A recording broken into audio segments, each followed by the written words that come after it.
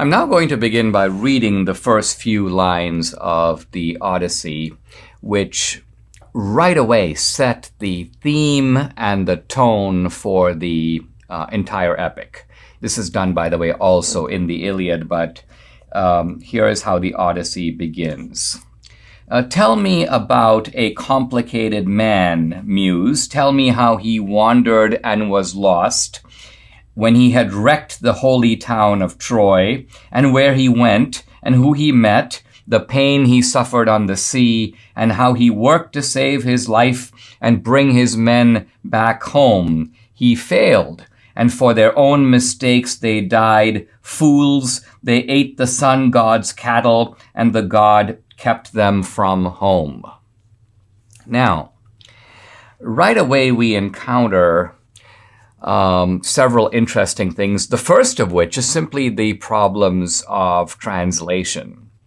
In the very first line that I read, tell me about a complicated man. And by the way, I'm reading from Emily Wilson's translation of the Odyssey. She's a professor of classical studies at the University of Pennsylvania. This is a translation published by I believe, Norton, the W.W. Norton Company.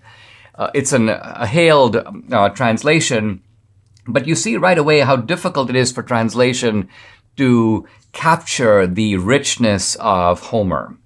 So the first line of the Odyssey, in the first line of the Odyssey, Odysseus, who is, by the way, not named. Notice that in the passage I read, Odysseus' name does not appear. But nevertheless, Odysseus is described, and the phrase that Homer uses to describe him is polutropos. Polutropos. Now, what does polutropos mean?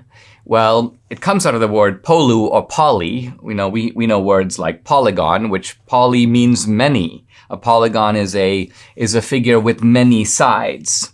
And tropos simply means a shift or turn.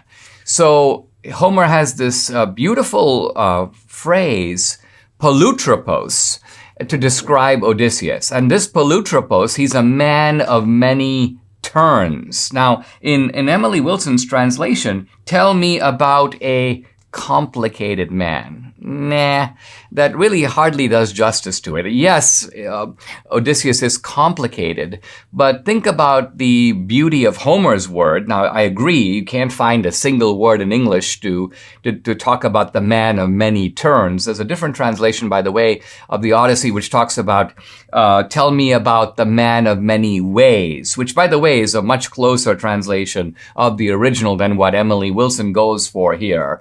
But the point I'm trying to make is when you think of Homer's term, polutropos, it captures Odysseus in a double sense. First of all, he is a man of many turns because he is at sea. And what Homer wants to say is that this guy has been at sea for a while. He has been flung this way and that. He has been tossed and turned by the sea. So in a physical sense, Odysseus is polutropos because he has been turned this way and that by the currents and by the force of the ocean. But Odysseus is also polutropos, the man of many turns. In another sense, he is polutropos in his mind.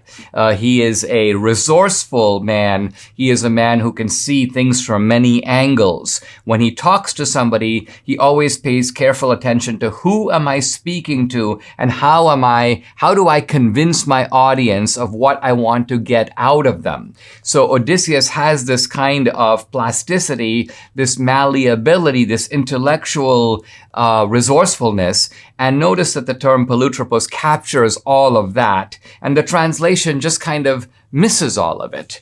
Tell me about a complicated man. Now, right away, in the very beginning, we learn that Odysseus wrecked the holy town of Troy. So here's Homer right away crediting Odysseus with being the guy who won the Trojan War. Because the Trojan War, even after 10 years, had not ended. The Trojans had not given in. It wasn't until Odysseus came up with the scheme of the Trojan horse. And it was Odysseus and only Odysseus who did that, came up with the idea, convinced the Greeks to do it, pulled it off. And this is really what caused Troy to fall. And then we read from Homer that he has been at sea trying to get home, trying to do nostos, trying to achieve homecoming, but not only for himself, but also for his men. Remember, Odysseus is a leader. He took these men from Ithaca all the way to Troy. They've been away for many years. It's Odysseus's job to get them back.